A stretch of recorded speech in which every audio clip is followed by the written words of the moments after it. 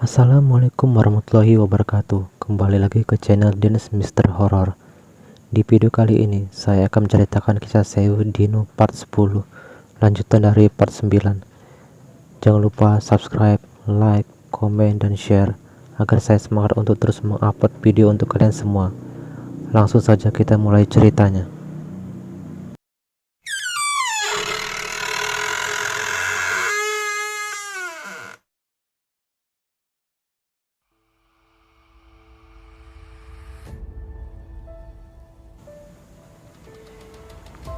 Setelah semua makanan dan minumannya habis, Sudiman hanya nyengir, lalu melambaikan tangan dan berjalan pergi meninggalkan Pak Liliwon.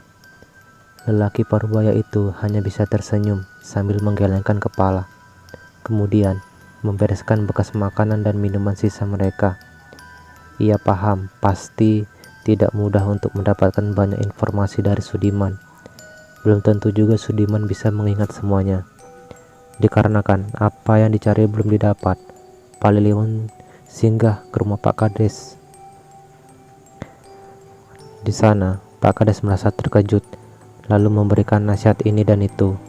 Karena seharusnya Pak Liliwon beristirahat, bukan malah keliling berjalan kaki. Tidak apa-apa, Pak. Saya sudah baik-baik saja. Alhamdulillah, sudah sehat. Alhamdulillah, kalau ada apa-apa sampaikan saja ya. Pak Lek, jangan sungkan, ucap Pak Kades. Begini Pak, saya ingin menanyakan sesuatu. Boleh Pak, monggo, duduk dulu Pak. Kita bisa bicara santai di dalam. Setelahnya, keduanya masuk. Kemudian, istri Pak Kades datang dengan membawakan 2 cangkir teh hangat dan beberapa makanan ringan. Wajah Pak Liliwon terlihat gugup. Ia bingung hendak memulai dari mana. Akhirnya, hanya diam sambil menunggu istri Pak Kades kembali masuk. Mau tanya apa Pak Ale? Sebelumnya, maaf jika saya lancang Pak. Jadi begini, berdasarkan cerita yang saya dengar, kematian istri dan anak-anak Sudiman terjadi secara berurutan. Jaraknya pun sangat berdekatan. Lalu, penyebab kematian mereka juga sampai sekarang masih jadi misteri. Apa itu benar Pak? Itu memang benar Pak Le. Sampai sekarang pun saya penasaran apa yang sebenarnya sudah terjadi dengan keluarga mereka. Kemudian Pak Kades mulai bercerita panjang lebar tentang apa yang ia ketahui. Beberapa waktu yang lalu, karena ia sendiri pun juga turut hadir melihat dalam proses pemakaman Ibu Harti dan istri Sudiman dan anak-anaknya. Keanehan justru bermula dari kematian Wigati. Kembang desa yang sebelumnya diketahui sudah hamil di luar nikah, sudah dikucilkan, mendapat sanksi sosial. Hal itu membuat Wigati sudah tak pernah lagi keluar rumah. Kendati begitu, Pak Kades dan istrinya sering datang berkunjung dengan membawa bidan desa. Mereka ingin memastikan bahwa keadaan Wigati dan sang jabang bayi sehat. Sebab terlihat jelas bahwa Wigati memang sangat ingin mempertahankan bayi itu, walaupun tak tahu siapa bapak biologisnya. Saat itu, Wigati sudah berubah menjadi pribadi yang sangat pendiam. Ia sama sekali tak berbicara jika tidak ditanya. Wajahnya juga selalu terlihat pucat. Apalagi tubuhnya juga kurus, seperti wanita hamil yang kekurangan gizi. Namun, disitulah yang membuat ibu bidan dan juga istri Pak Kades menjadi prihatin. Dulu juga, saya pernah mendengar cerita dari istri saya, bahwa Wigati sempat ingin mengakhiri hidupnya dengan cara gantung diri. Istri saya mengetahui kabar itu dari almarhumah Ibu Harti sendiri. Tapi, tolong Pak Lek rahasiakan ya, karena kita tetap harus menghormati almarhumah dan keluarganya. Karena saya yakin, jika Pak Liliwon sudah bertanya, pasti ada sesuatu. Benarkan Pak Lek? Njih, leres Pak Kades. Iya benar Pak Kades. Pak Kades kembali melanjutkan ceritanya. Menurut beliau, dulunya Wigati adalah anak kesayangan, sekaligus kebanggaan Sudiman. Sebab, selain cantik dan memiliki etika yang baik, Wigati termasuk anak yang pandai. Namun, tentu saja sikap Sudiman berubah setelah ada kejadian buruk itu. Pak Kades sangat menyayangkan sikap Sudiman kala itu. Tak seharusnya ia berubah menjadi sangat benci kepada putrinya itu. Karena sudah jelas, Wigati adalah korban. Sikap Sudiman yang seperti itu justru memperburuk kondisi mental dan batin Wigati. Awalnya, saya mengira bahwa Wigati meninggal karena bunuh diri. Tetapi dugaan saya salah, Pak Le. Tanpa sakit atau apa, di pagi hari, tubuhnya sudah ditemukan membiru. Lalu di bagian leher hingga wajahnya memar-memar seperti habis dipukuli. Lalu apakah ada yang membunuhnya, Pak? Tanya Pak Le Liwon penasaran. Tidak ada, Pak Le, karena sebelum Wigati meninggal, malamnya ia tidur bersama ibu dan kedua adiknya di atas satu tikar. Banyak pula yang menduga bahwa Wigati tiada akibat ulah Sudiman. Namun saat itu, Sudiman tak berada di rumah. Ia merantau ke kota untuk bekerja. Sudiman baru pulang setelah ada yang menyusulnya di kota. Disitulah ia baru tahu bahwa putri sulungnya sudah tiada. Seminggu setelah kematian Wigati, Ibu Harti juga ditemukan meninggal dalam keadaan yang sama. Lalu, kejadian yang sama terus terjadi berulang-ulang kepada kedua anak Sudiman yang masih kecil-kecil. Tak jelas apa penyebabnya. Dari cerita tersebut, ada beberapa kemungkinan yang bisa terjadi sebab kematian mereka. Yang pertama, akibat suatu penyakit aneh yang menular satu sama lain. Kedua, karena ada yang membunuh mereka. Kemudian, untuk kemungkinan terakhir, ada pula yang mengatakan bahwa mereka meninggal yang tak wajar itu disebabkan oleh santet ilmu hitam. Pak Le Liwon terlihat sangat berterima kasih karena sudah diberikan beberapa informasi seputar keluarga Sudiman. Tentu saja, dalam hal ini, Pak Le Liwon sudah memiliki kesimpulan sendiri.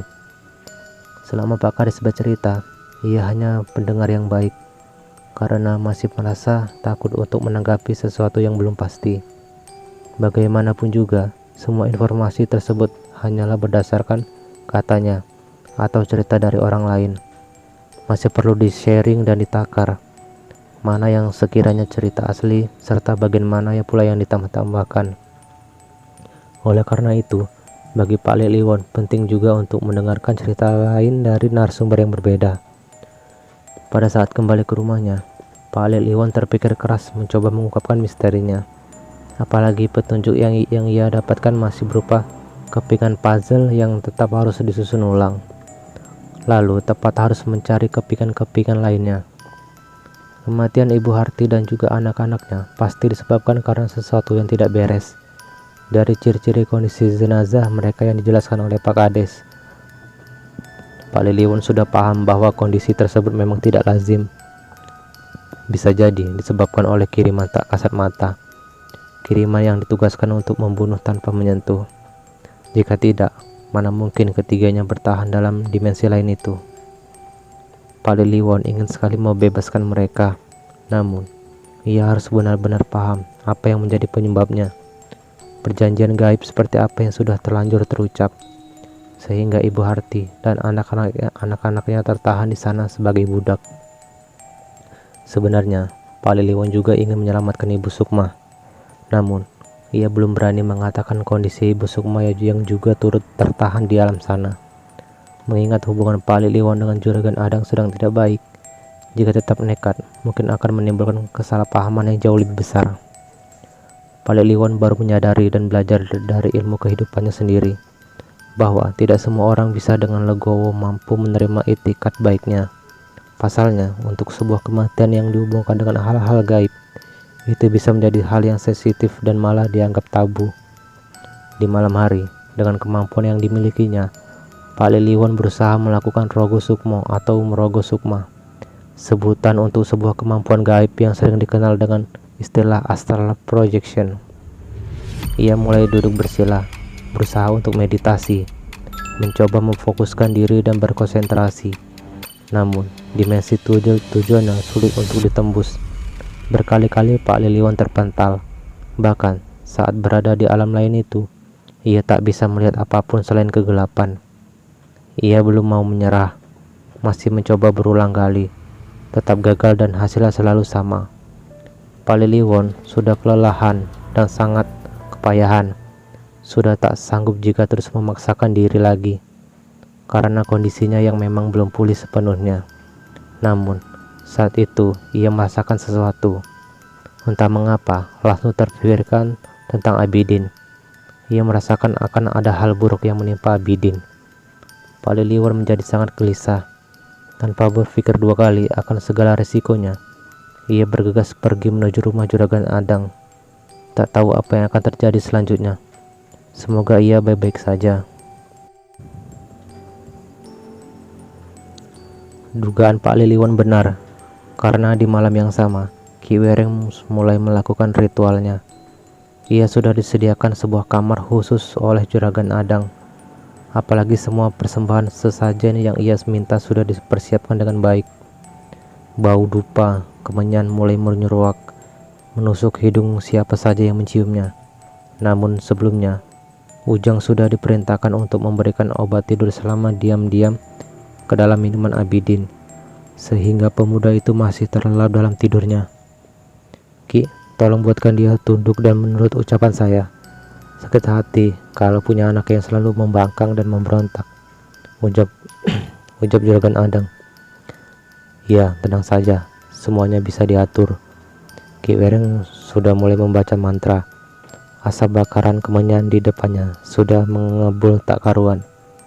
Ia sudah berkomat kamit sambil memonyongkan bibirnya. Ujang yang melihatnya langsung menahan tawa. Takut dengan lirikannya maut Juragan Adang yang bersyarat agar tetap diam dan serius. Sasambuyat asyarehe desha deshe resarehe. Ujang semakin membekap mulutnya sendiri, karena benar-benar tak tahan. Perutnya sampai sakit menahan tawa. Setelahnya, kedua mata Ki Wereng terbuka cepat. Lalu ia mendelik, langsung berdiri, mengambil sebuah air di dalam baskom yang sudah penuh dengan rendaman kembang 7 rupa. Ki Wereng meminta Juragan Adang dan Ujang untuk mengikutinya di belakang. Ketiganya berbaris. Ki Wereng memimpin sambil mencipratkan air di dalam baskom sambil terus berjalan mengelilingi meja yang berisi penuh aneka sesajen. Mereka kembali duduk di tempat yang semula. Kemudian Ki Wereng mengambil sebuah bungkusan. Entah apa isinya, yang jelas jimat tersebut sudah terbungkus kain putih. Ia mengambilnya, lalu mengasapkannya di atas cawan bakaran kemenyan. Ini, simpan ini. Lalu ambil satu celana dalam Abidin yang sudah kotor, yang habis dipakai. Lalu simpan bersama dengan jimat ini. Lalu kuburkan di belakang rumah. Buru-buru Juragan Adang mengambilnya dengan tersenyum senang. Ia langsung menukarnya dengan segepok uang dari sakunya. Ki Wereng begitu antusias, langsung menciumi lembaran uang tersebut. Sementara Juragan Adang sudah buru-buru meminta Ujang untuk segera mengambil celana dalam kotor milik Abidin. Lelaki itu celingukan, kemudian mencari ke dalam kamar Abidin. Keranjang baju kotornya sudah kosong. Pemuda itu memang rajin, tak pernah sekalipun membiarkan cuciannya menumpuk. Juragan Adang lupa bahwa anaknya itu memiliki kebiasaan bahwa selalu langsung mencuci pakaian kotornya setelah mandi. Lalu gimana ini Juragan? Tanya Ujang. Ya, tidak ada cara lain. Ambil celana dalam yang ia pakai sekarang. Sekarang? Tanya Ujang dengan ekspresi jijik. Iya, cepetan, bentak Juragan Adang. Dengan malas, Ujang mendekat. Abidin masih terlelap. Dengkuran halusnya terdengar jelas. Mata Ujang terpejam, jijik dan ragu. Ya wajar, beda lagi jika Abidin seorang wanita. Namun, baru menyentuh kotor atas milik Abidin terdengar pintu diketuk oleh seseorang. Assalamualaikum. Permisi. Juragan Adang langsung marah. Padahal tinggal sebentar lagi. Tetapi ada saja gangguan. Ujang langsung bergegas keluar untuk melihat siapa yang datang. Namun tak lama ia kembali masuk lagi. Siapa yang datang? Kenapa dia masih berisik? Belum kamu bukain pintu? Belum Juragan. Soalnya yang datang adalah Pak Liliwan. Mendengar nama itu disebut, Juragan Adang bertambah marah. Dengan kesal, ia melangkah keluar. Untuk mencegah terjadinya perang dunia ketiga, Ujang juga langsung mengekor di belakangnya. Adang sudah tak bisa menutupi kemarahannya. Dengan cepat, ia membukakan pintu. Waalaikumsalam. Ada apa? Dasar tak tahu diri. Beraninya kamu datang ke sini. Mau cari mati? Maafkan saya tahu kalau sudah mengganggu malam-malam begini, jawab Pak Liliwan. Sudah tahu mengganggu, tapi tetap saja datang. Dasar tak tahu diri, runtuk Juragan Adang. Pergi sana, ucapnya lagi. Maaf Juragan, bolehkah saya bertemu dengan Nak Abidin? Ada sesuatu yang mau saya sampaikan dengannya. Abidin sudah tidur. Jika mau, bilang saja. sama Ujang biar besok dia yang sampaikan. Baik juragan, terima kasih banyak. Mata juragan Adang berisyarat agar Ujang bergegas meladeni. Lelaki itu pun mengangguk. Setelah majikannya masuk, Ujang meminta Pak Leliwon untuk duduk. Kemudian bertanya apa yang hendak ia katakan pada majikan mudanya. Begini Jang, besok tolong sampaikan kepada Abidin untuk menemui saya di surau yang ada di desa ini. Oh nji Pak Le, terima kasih banyak ya Jang. Iya sama-sama. Melihat napas Pak Leliwon yang ngos-ngosan, tak sampai hati membiarkannya begitu. Ujang langsung menawarkan minum. Sebotol air putih pasti tak akan membuatnya marah. Maaf Pak Le, saya berikan air dalam botol ini. Soalnya nggak berani pakai gelas, takut juragan Adang marah. Makasih Jang, nggak apa-apa. Tahu aja kalau saya sedang haus, jawab Pak Leliwon kemudian berpura-pura untuk meminum air tersebut. Setelahnya, ia pamit mundur diri. Namun ia tak pulang. Justru masih ada di sana untuk memantau keadaan. Pak Leliwon bersembunyi di balik pohon besar yang ada di halaman belakang rumah juragan Adang. Firasatnya tak pernah salah, karena belum lama bersembunyi di sana, ia melihat Ujang dan juragan Adang keluar dari pintu belakang sambil celengokan. Ujang keluar dengan membawa cangkul, kemudian mulai menggali. Kedua orang itu terlihat tengah menguburkan sesuatu. Pak Leliwon masih memantau. Setelah keduanya pergi, ia bergegas untuk melihat. Mengais-ngais tanah, mulai menggali untuk mencari tahu apa yang mereka kuburkan di dalamnya. Berkali-kali Pak Leliwon mengucapkan istighfar dalam hati ketika melihat sebuah jimat yang terbungkus celana dalam. Ia langsung membawanya pergi, tak lupa menutup kembali lubang galian tersebut. Pak Leliwon berhenti di surau. Tadi ia terpaksa berbohong kepada Ujang, karena paham bahwa apapun pesan yang ia sampaikan pasti tak akan sampai pada Abidin. Mengenai air dalam botol yang diberikan oleh Ujang, memang sengaja tak ia minum, karena merasa takut, sekaligus untuk mengantisipasi kalau ada sesuatu di dalam air itu. Pak Leliwon segera membuangnya, menumpahkan semua isi airnya, lalu mengisinya kembali dengan air pancuran yang biasa digunakan untuk berwudu. Pak Leliwon selalu membawa seplastik kecil berisi garam kasar di dalam sakunya untuk berjaga-jaga, karena garam memiliki sifat yang netral, sehingga bisa digunakan untuk menetralisir aura-aura jahat yang hendak mendekatinya. Ia memasukkan garam kasar itu ke dalam botol, mengocoknya agar tercampur menjadi larutan garam, kemudian menyiramkannya pada jimat tersebut sambil berucap, La ilaha illa anta subhanaka inni kuntu minaz zolimin. Pak Leliwon membawa jimat dan celana dalam itu ke rumahnya. Lalu dengan cepat ia membakar jimat tersebut sampai menjadi abu. Sama sekali tak habis pikir dengan sikap juragan Adang. Terlepas seperti apa niatannya, tidaklah baik jika terus-menerus menghalalkan segala cara untuk mencapai tujuannya, termasuk bersekutu dengan jin dan iblis. Astagfirullah, semoga di dunia ini tak ada lagi orang-orang seperti juragan Adang. Semoga kita semua dijauhkan dengan orang-orang yang seperti itu.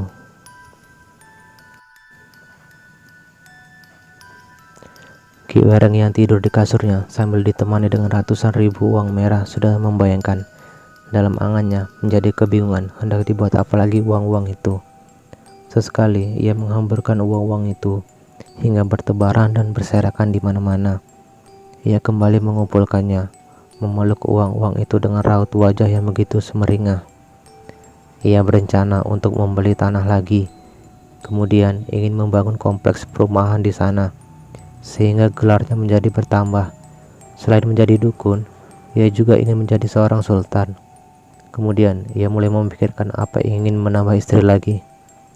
Rencananya aku mau nambah istri lagi toh. Si Gendut, Tiwu, Mintul, dan si Tumiho sudah setuju. Ya asalkan aku ndak pelit uang, belanja aja sama mereka. Di saat masih sibuk berangan-angan, tiba-tiba Ki Wereng muntah darah, berteguk-teguk sangat banyak. Ia terjatuh dari ranjang, menggelepar seperti ikan kepanasan. Matanya melotot tajam sambil terus memegangi dada. Dengan cepat, ia mencoba berdiri, walaupun terlihat sulit. Ia berjalan sambil tertatih berpegangan di dinding, kemudian kembali duduk, membenarkan posisinya. mulai bersemedi. Disitulah ia baru menyadari bahwa ada yang berhasil mematahkan jimat mantranya, karena para demit yang ia utus malah berbalik menyerangnya. Dengan mata kepalanya sendiri, Ki Wereng melihat demit-demit pulang dalam keadaan terluka parah. Bahkan ada yang kembali dengan kaki yang pincang. Mereka semua terlihat marah, tak terima, hingga menuntut balas kepada Ki Wereng sebagai pelampiasan kekalahan dan kegagalan mereka. Kurang ajar, apa mau kalian? Setiap hari tak beri makan, masih aja ngelunjak. Demit-demit itu sudah tak peduli lagi dengan ucapan Ki Wereng. Mereka yang beraneka ragaman itu dengan tampang mengerikan berbondong-bondong datang mendekati Ki Wereng. Dukun Cukring itu kewalahan. Semua mantra yang ia baca bahkan tak mempan untuk mengusir, apalagi melenyapkan mereka. Alhasil, di tengah malam, ia berteriak ke setan. Juragan Adang dan Ujang tergopoh-gopoh menghampirinya. Akan tetapi, kamarnya tertutup rapat, terkunci dari dalam. "Ki, kenapa Ki? Ada apa?" tanya Juragan Adang sambil terus mengetuk pintu. "Kalian jangan ada di depan pintu, menyingkir dari sana. Aku masih bisa mengatasinya sendiri." Tentu saja Juragan Adang dan Ujang menjadi khawatir. Tetapi setelah mereka mendengar ucapan Ki Wereng, langsung menurut saja. Namun, keduanya tetap menunggu di ruang tamu. Bagaimanapun juga, Ki Wereng adalah tamu di rumah itu. Jika terjadi apa-apa, tentu tuan rumahnya menjadi repot. Bahkan bisa-bisanya disalahkan dan diminta pertanggungjawaban. Di dalam kamar, Ki Wereng masih berkutat dengan para dedemit peliharaannya sendiri. Teramat membagongkan. "Kalian mau apa lagi? Apa minyaknya kurang wangi? Ya wis, nanti tak belikan minyak nyong-nyong dan kemenyan kualitas premium." Si Wawok genderuwo dengan badan tinggi besar, berbulu lebat dan bertanduk sama sekali tak tergiur dengan rayuan Ki Wereng. Justru sebagai pemimpin, menjadi bertambah beringas. Dengan cepat ia menindih tubuh Ki Wereng, disusul dengan para kuntilanak yang tergigit. Mereka semua masuk secara paksa ke dalam tubuh Ki Wereng. Belum cukup sampai di situ saja, si Sundel Bolong pun turut menyusul teman-temannya. Di dalam tubuh Ki Wereng, mereka berpesta, memukuli setiap organ tubuhnya, bahkan menggeliat tubuh di setiap aliran darah. Ki Wereng berteriak histeris, matanya mendelik hendak keluar. Tubuhnya terampas sana sini. Tanpa sadar, dirinya menabrak sendiri ke tembok berkali-kali. Ia mengeram dengan suara parau. Sesekali tertawa terkikis-saka seperti perempuan. Ia gelojotan di lantai, sementara rohnya yang murni masih ada di dalam tubuhnya, sehingga terjadi pertempuran di dalamnya. Ki Wereng memaksa mereka untuk keluar, tetapi para dedemit itu belum puas, malah ingin menguasai raganya. "Gimana ini Juragan?" tanya Ujang gemetaran. Di dalam kamar, Ki Wereng terdengar suara-suara aneh, mulai dari gedebak-gedebuk, kerusak-kerusuk sampai jedak-jeduk. Juragan Adang justru kebingungan hendak meminta bantuan kepada siapa. Padahal ia tahu satu-satunya orang yang bisa membantu hanyalah Pak Liwon. Hanya saja ia gengsi untuk mengatakannya. "Juragan." Ketika Juragan Adang hendak membuka mulut hendak menjawab, keduanya justru dikagetkan dengan suara aneh, seperti macan mengaum hingga suara cambukan. Ujang dan Juragan Adang langsung berpandangan. Tanpa menunggu lama, langsung lari terbirit-birit keluar. Mereka berlari asal sampai tak melihat ke arah, terus berlari sampai ke area persawahan yang gelap. Apalagi di sekitaran area tersebut dikelilingi oleh hutan yang gelap. Memang bukan ke arah itu mereka pergi. Ujang dan Adang menjadi ketakutan, apalagi terdengar suara burung hantu dan binatang malam lainnya yang mengiringi perjalanan mereka. "Juragan, kita balik saja. Kita ke rumah Pak Kades saja," usul Ujang. Juragan Adang mengangguk. Mereka mempercepat langkah sambil jalan berdekatan, sangat dekat. Suara bebunyian binatang malam tiba-tiba saja lenyap tak terdengar. Justru berganti dengan suara burung cirak yang begitu nyaring. "Jang, ayo kita lari saja Jang." Keduanya berusaha berlari secepat mungkin, tetapi mereka seperti sedang berputar-putar di satu tempat, berulang kali melewati tempat yang sama. Padahal suasana yang dirasakan menjadi bertambah mencekam. "Juragan, Ini bukannya gubuk dan mata air yang sudah berkali-kali kita lewati. Tempatnya benar-benar sama juragan. Apa kita tersesat? Juragan Adang diam saja, masih mengamati. Apa yang dikatakan Ujang memang benar, tetapi kedua kakinya sudah merasa sangat pegal. Sudah tak sanggup lagi berjalan, apalagi berlari. Walaupun begitu, dengan setia Ujang menemani majikannya. Ketika mereka berhenti sambil celingukan, terdengar bunyi seseorang memainkan air. Baik Ujang maupun Juragan Adang mengedarkan pandangan ke sekelilingnya. Mereka memang tak salah lihat. Tepat di dekat sumber mata air yang biasa digunakan untuk pengairan sawah, di sana ada sebuah waduk dari bendungan. Di sanalah mereka melihat seorang wanita berambut panjang bermain air. Wanita itu terlihat sedang mandi dengan posisi membelakangi mereka. Melihatnya, baik Juragan Adang maupun Ujang menjadi salah tingkah, karena dari penampakan pundak dan punggungnya mampu mengundang syahwat. Jakun keduanya naik turun. Entah mendapat keberanian dari mana, mereka malah berjalan mendekatinya. Bahkan tak sabar melihat wanita itu dari arah depan. Namun apa yang dinanti tidak sesuai ekspektasi yang mereka lihat. Saat wanita itu menoleh, ternyata adalah sosok Wigati yang tengah mandi dengan mengenakan kemben. Wigati tersenyum ke arah mereka berdua, perlahan-lahan berdiri, berjalan keluar dari air. Juragan Adang dan Ujang saling berpelukan. Lidah mereka keluar tak bisa bicara atau berteriak. Bahkan kaki mereka lemas, sulit bergerak. Sementara sosok Wigati sudah begitu dekat. Wigati menyeringai, dengan cepat menarik Ujang dan Adang, lalu melemparkan mereka ke air. Padahal airnya sangat dangkal, tetapi untuk bangun saja sulit. Keduanya tengkurap seperti ada sesuatu yang menahan kepala mereka berat. Keduanya berusaha berteriak meminta tolong, tetapi sulit terdengar. Namun pada akhirnya mereka bisa bergerak, lalu berdiri terengah-engah dan berlari tunggang langgang dalam keadaan basah kuyup. Sementara Wigati terus mengintai mereka sambil tertawa cekikikan. "Kapokmu kapan, Adang?" Wigati terus membiarkan kedua lelaki yang masih basah kuyup itu berlari mengelilingi sawah hingga mereka kelelahan dan mendadak pingsan. Hari sudah pagi. Aktivitas di area persawahan tentu sudah mulai ramai. Dari kejauhan, trio bapak-bapak sudah cengengesan, berjalan berdampingan sambil membawa cangkul di pundak masing-masing.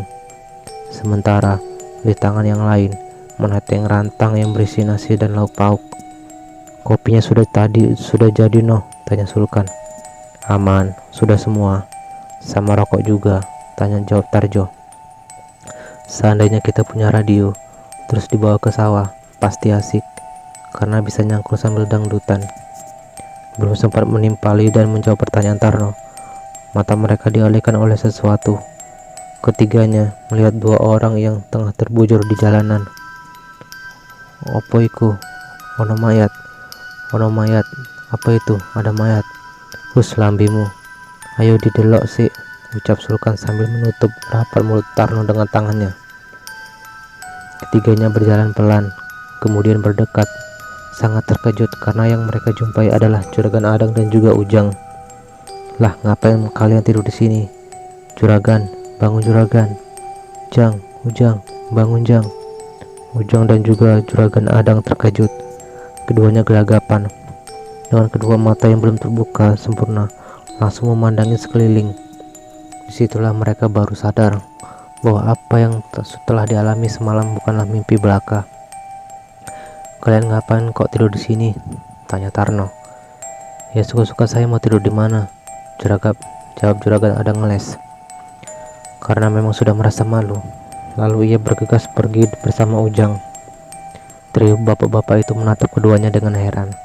Ekspresi mereka juga penuh tanda tanya. Apa di rumah Juragan Adang tidak ada AC ya? Apa dia kepanasan sampai bela-belain tidur di sawah? Tanya Tarjo. "Ya ndak tahu, wong aku ndak pernah ditawarin nginep di rumahnya," jawab Tarno. Melihat kedua sahabatnya yang masih saja mengoceh, membuat Sulkan menjadi merasa kesal. Ia mendengus kasar, kemudian turun menimpali perkataan perkataan Tarjo dan Tarno. Di rumahku ada AC-nya, celetukan Sulkan.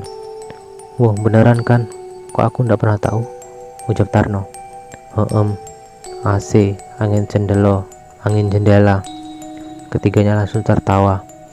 Di sepanjang jalan menuju sawah mereka, masing-masing selalu saja cengengesan. Sesekali saling dorong-mendorong tak jelas. Sementara di tempat lain, Ujang dan Juragan Adang masih berjalan malas. Mereka sama sekali tak peduli dengan orang-orang yang memandangi ohnya aneh. Sesampai di depan rumah, barulah menyadari sesuatu. Juragan, apa Jang?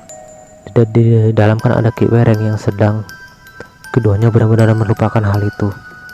Lupa juga dengan nasib Abidin saat mereka tinggalkan sendirian di dalam rumah bersama Ki Wereng yang sedang kerasukan. Juragan Adang mulai khawatir dengan keadaan anaknya. Langsung membuka pintu lebar-lebar. Kemudian berteriak memanggil nama Abidin. Hening, tak ada sahutan. Juragan Adang menjadi panik, tetapi malah meminta Ujang untuk masuk terlebih dahulu. Awalnya Ujang ogah-ogahan, tetapi setelah diancam bahwa gajinya akan dipotong dan diancam tak akan diberi uang jajan, lelaki itu bergegas masuk. Walaupun sebelumnya merasa sangat takut, Ujang mendengar sesuatu dari arah dapur. Ia berjalan pelan sambil terus waspada. Langsung bisa bernapas lega karena melihat majikan mudanya tengah sibuk memasak. Dari mana saja kamu? Tanya Abidin. Anu Den, dari jalan-jalan sama juragan. Ya udah, panggil bapak, sarapannya sudah siap. Tapi Den, Ki Wereng gimana? Ki Wereng baik-baik saja? Tanya Ujang gugup.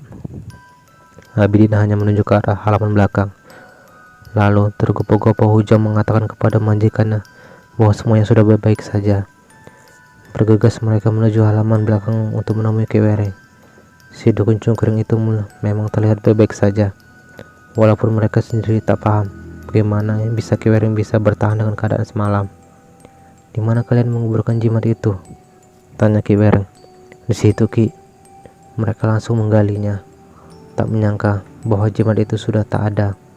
Ki Wereng sudah bisa menyimpulkan. Ia tak marah, tetapi terlihat kecewa. Kemudian mulai menebak-nebak siapa pelakunya.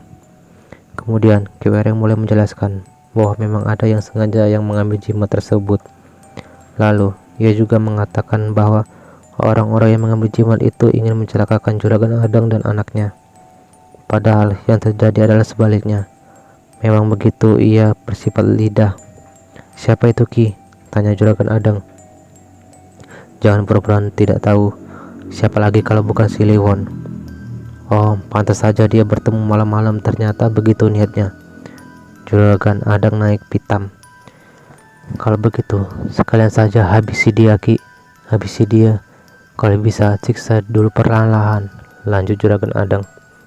Ki Wereng hanya mengangguk. Tetapi di dalam hatinya merasa sangat senang. Karena sebentar lagi ia bisa menambah hasil pundi-pundinya. Mungkin yang menjadi prinsip Ki Wereng adalah biarlah badan kurus, kering, yang penting isi dompetnya selalu gendut. Pak Liwon yang masih sibuk beberes rumah tiba-tiba dikejutkan dengan suara gemericingan. Ia sangat betul suara itu. Langsung mengendarakan pandangan, mencari tahu di mana kereta itu. Hari masih pagi, tetapi sudah disambut dengan hal aneh. Pak Liwon menarik nafas berat, berharap tak ada lagi korban dari dayang penunggu desa sebelah. Ketika hendak mengasah arit di samping rumah, ia dikejutkan dengan suara sebuah kereta kencana yang begitu besar dan mewah terparkir tepat di depan rumahnya. Keretanya yang sangat berbeda jauh dengan yang ia pernah lihat sebelumnya. Bahkan terlihat jelas kereta itu memiliki 4 ekor kuda yang tinggi dan gagah. Pak Liwon hanya diam, justru berpura-pura tak melihat apapun. Ia tetap melanjutkan aktivitasnya. Tak lama kemudian, turunlah seorang perempuan yang sangat cantik. Ia memakai kemben bermotif emas dan memakai selendang ungu. Di kepalanya berhias sebuah mahkota yang begitu indah. Wanita cantik itu berjalan mendekati Pak Liwon. Kamu siapa? Dari mana? Ada apa kau datang ke sini? Tanya Pak Liwon sambil terus mengasah arit. Aku hanya ingin memperingatkanmu. Tolong jangan lagi ikut campur. Tapi walaupun kamu ikut campur, cepat atau lambat tujuanku akan terlaksana. Pak Liliwan langsung menghentikan aktivitasnya, langsung menghadap ke arah wanita yang tak ada di hadapannya, sama sekali tak merasa takut. Pak Liliwan sudah lelah memohon, lelah bernegosiasi dengan para dayang-dayang itu. Namun di sana ia masih memberanikan diri untuk meminta waktu. Tanpa ragu juga meminta atas nama Juragan Adang dan Ki Wereng. "Apa jaminannya?" tanya wanita itu. "Aku tidak memiliki apa-apa sebagai jaminan.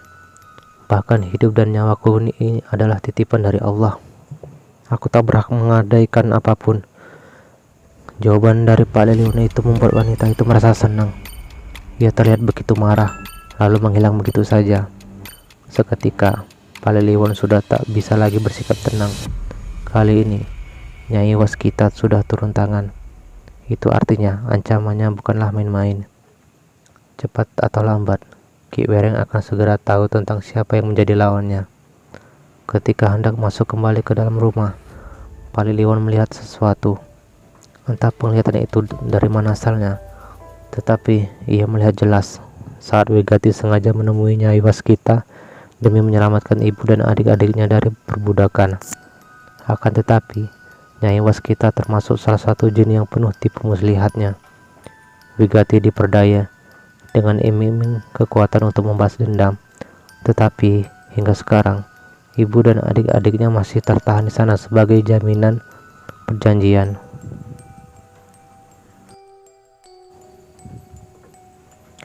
Itulah akhir dari cerita Seudino yang part 10. Semoga cerita ini ada pembelajaran bagi kita semua. Terima kasih sudah menonton video ini.